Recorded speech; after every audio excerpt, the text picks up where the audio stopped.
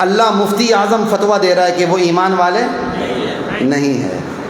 ٹھیک ہے, یہ منافق ہے نا جو کہتے ہیں ایمان لائے, لیکن اللہ کیا کہہ رہے ہیں, سنتے جائیے کہ یہ رکوع جا کے نتیجہ خیز کہاں ہوتا ہے بس, کیونکہ منافقین کے بارے میں. اور یہ آیات آج کا دشمنان صحابہ طبقہ صحابہ پر فٹ کرتا ہے. کہتے یخادعون اللہ والذین آمنوا وما یخدعون الا, جب انہیں کہا جاتا ہے تم سفید میں زمین میں فساد مت مچاؤ, وہ کہتے ہیں نا ہم کہاں فساد مچا رہے ہیں, ہم تو اصلاح کا کام کر رہے ہیں. انما نحن مصلحون.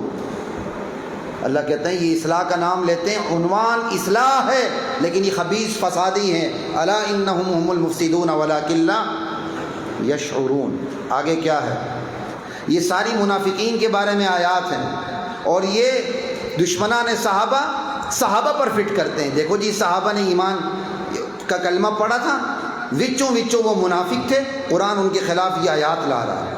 اب پڑھنا چھپن میں پڑ جائے گا کہیں یہ صحابہ کے خلاف تو نہیں ہے, لیکن یہ آیات نتیجہ خیز کہاں ہو رہی ہیں دیکھیں ذرا. اگلی آیت, وَإِذَا قِيلَ لَهُمْ آمِنُوا كَمَا آمَنَ النَّاسِ, ان کو جب کہا جاتا ہے ایمان ایسے لاؤ جیسے یہ صحابہ ایمان لائے تھے, تو کہ صحابہ کی توہین کرتے ہیں, یہ صحابہ کی.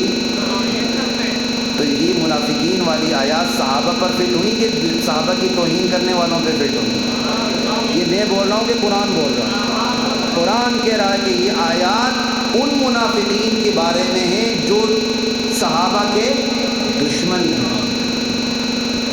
بات سمجھ آ رہی ہے؟ اگلی آیت سنیں, عالمی حالات کو سامنے رکھتے ہوئے جو فتنوں سے چکنا رہنا چاہتا ہے اس کو عالمی حالات پہ نظر رہنی چاہیے. وَإِذَا لَقُوا الَّذِينَ آمَنُوا قَالُوا آمَنَّا, جب یہ ایمان والوں سے ملتے ہیں کہتے ہیں آمنا, ہم ایمان لائے. وَإِذَا خَلَوْا إِلَىٰ شَيَاطِینِهِمْ, جب اپنے سرغنوں کے پاس جاتے ہیں, اپنے سرپرستوں کے پاس جاتے ہیں, کہتے ہیں اِنَّا مَعَكُمْ, ارے ہم تو تمہارے ساتھ ہیں. وہاں تو ہم ان کے ساتھ دل لگی کرتے ہیں, انہیں بیوقوف بنا رہے ہیں. آج عالمی حالات میں دیکھیں دشمنان صحابہ کس کے ساتھ کھڑے ہیں؟ دشمنان صحابہ روس کے ساتھ کھڑے ہیں, امریکہ کے ساتھ کھڑے ہیں, طاغوتی طاقتوں کے ساتھ کھڑے ہیں. اہل سنت ہر جگہ نہتے کھڑے آپ کو نظر آئیں گے, لیکن وہ اہل سنت کے سٹیجوں پر ہیں, اور ہم اتحاد امت کی چھتری تلے ان کو جگہ دیتے ہیں. اختصار کے ساتھ بتا رہا ہوں کیونکہ میں حضرت بنیادی صاحب کے دی ہوئی تھوڑی سی رعایت سے ناجائز رعایت فائدہ نہیں اٹھانا چاہتا. اگلی آیت آپ کو بتا دوں, ان الذین جاؤوا بالافک عصبۃ منکم, وہ لوگ جنہوں نے ام عائشہ کے خلاف بہتان گڑا. اس بہتان کو, الزام کو, خود تراشیدہ بات کو کہتے ہیں. اب اس آیت کا اسلوب دیکھیں, کاش میرے پاس وقت ہوتا میں 10 گھنٹے آپ کے اور لیتا. بعضوں نے جا کے ان الذین جاؤوا بالافک پتہ نہیں کہاں فٹ کر دیا, یہ موقع نہیں کہنے کا. یہ لفظ کا اسلوب بتاتا ہے کہ جو جھوٹ گھڑ کے لائے, بہتان گھڑ کے لائے, اور صحابہ کی شان میں کہ وہ بہتان گڑے. ایسا ہو سکتا ہے بہتان گڑا گیا ہو, وہ سماج میں چل گیا ہو, تو بعض صحابہ کمزور اس سے کہیں نہ کہیں متاثر ہو جائیں, لیکن الزام صحابہ نہیں کر سکتے. وہ خدعوا فی الافک ہو سکتے ہیں, خدعوا فی الافک نہیں ہو سکتے. خدعوا فی الافک تو ہو سکتے ہیں, جاؤوا بالافک نہیں ہو سکتے. جاؤوا بالافک وہ بہتان گھڑ کے نہیں لا سکتے.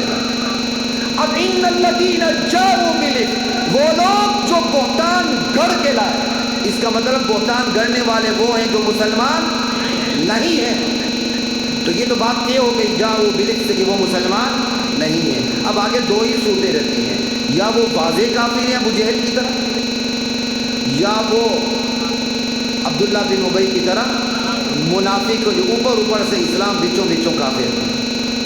تو قرآن کی اگلی آیت اس کو کلیئر کر دیتی ہے, عصبۃ منکم, جو بہتان گڑھ کے لائے ہیں وہ چند لوگ ہیں جن کا شمار تم میں سے ہوتا ہے, کیونکہ انہوں نے اوپر سے کلمہ پڑھا.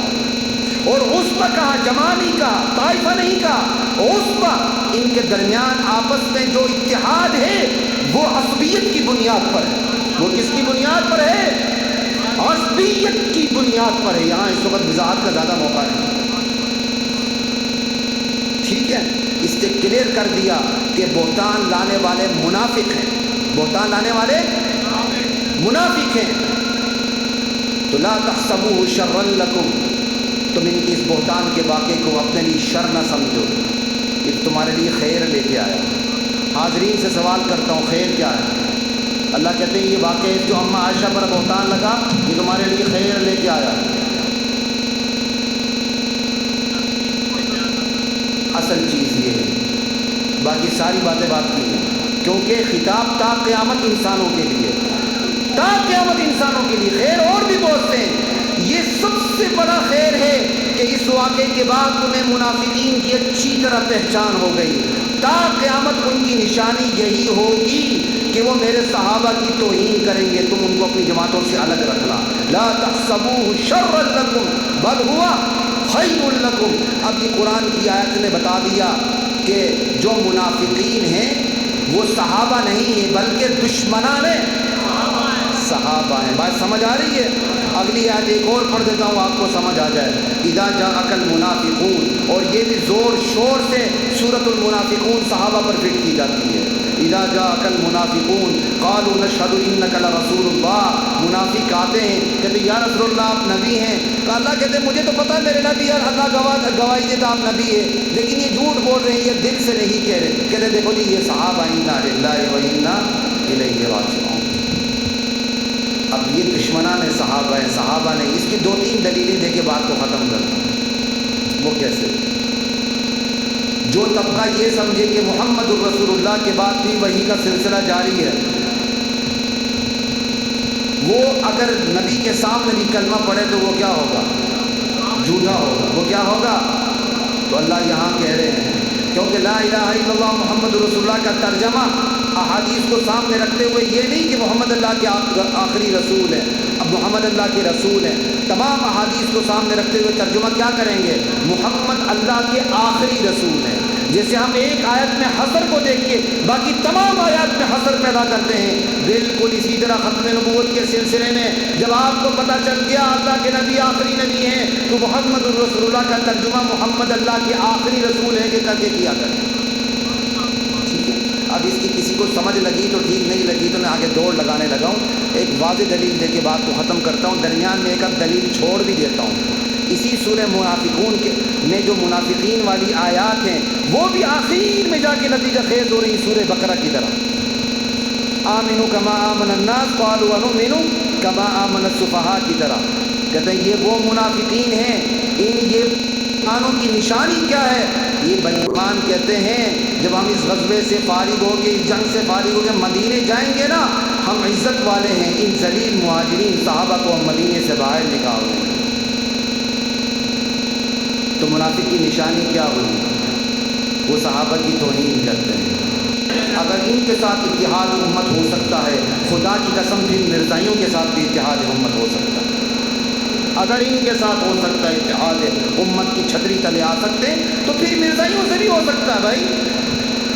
اگر مرزائیوں سے نہیں ہو سکتا تو دشمنان صحابہ سے بھی اتحاد نہیں ہو سکتا۔ اتحاد کے لیے نقطہ اتحاد چاہیے، کوئی نقطہ اتحاد ہے ہی نہیں ہے۔ کہتے ہیں جی مشترکات پہ آ جائیں، تو میں کہتا ہوں مشترکات میں اسلام بچتا ہی نہیں۔ اگر آپ مشترکات پہ آ جائیں تو مشترکات پہ تو اسلام بچتا ہی نہیں، ادھر تو کفر، شرک، زندیقیت، ارتداد ہے، زندقہ، اور کیا ہے؟ مشترکات کیا ہے؟ اور پھر یہ بات یاد رکھیں، مشترکات پہ اتحاد ہماری شناخت کو مسخ کر دیتی ہے۔ گوبر اور حلوے کے درمیان اتحاد تو نہیں ہو سکتا نا۔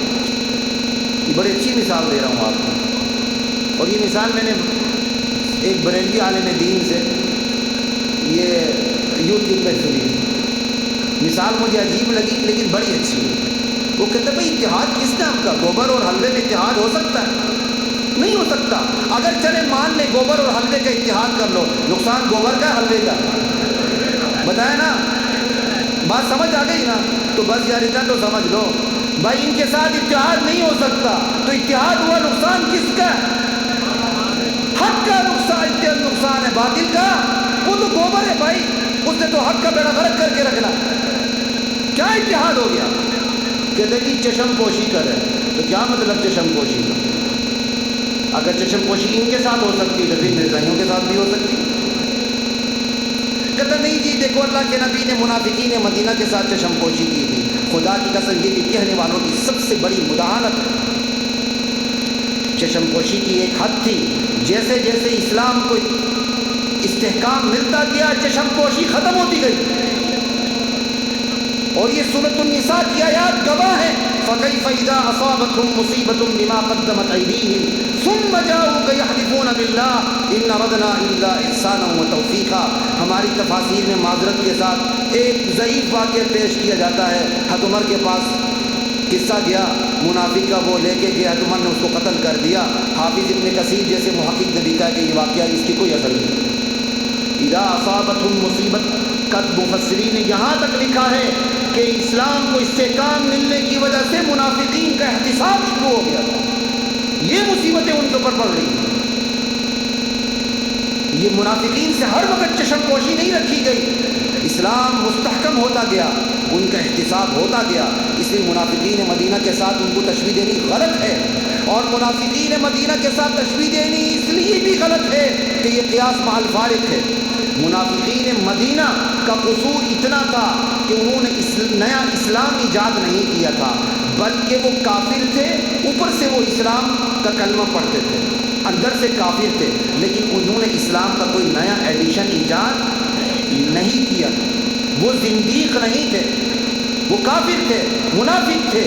آج کا منافق اس نے اسلام کا نیا ایڈیشن ایجاد کیا ہوا ہے. یہ کفر کو اسلام کہتا ہے، اسلام کو کفر کہتا ہے. آج کے منافق کو منافقین مدینہ سے ملانا خدا کی قسم یہ ہے منافقین مدینہ کی توہین ہے، قیاس مع الفارق ہے.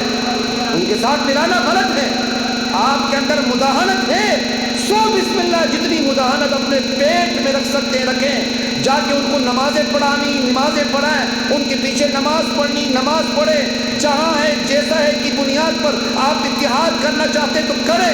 یہ اسلام ہے، یہ لاہور کی بلاد بنت کباڑ خانہ نہیں ہے کہ ہم جہاں ہے جیسا ہے کی بنیاد پر اتحاد کرتے تھے. خدا کی قسم جس طرح مرزائیوں کے ساتھ ہمارا اتحاد نہیں ہو سکتا، بالکل اسی طرح مقدمہ ختم نبوت کے گواہان کے دشمنوں کے ساتھ بھی ہمارا اتحاد نہیں ہو سکتا. اتحاد ایک ہی صورت میں ہو سکتا ہے کہ وہ ایمان لائیں اللہ کے نبی پر، ایمان لائیں اللہ کے نبی پر، اللہ کی ہدایات پر، اللہ کے یاروں کو، اللہ کے نبی کے یاروں کو دل سے تسلیم کریں، قرآن کو تسلیم کر لیں، اپنی منافقت سے باز آ جائیں. وہ ہمارے سر کا تاج ہیں. وقت جہنم کے ایندھن کل کے منافق بھی بنے تھے، آج کے منافق بھی بنیں گے. وآخر دعوانا الحمدللہ رب العالمین.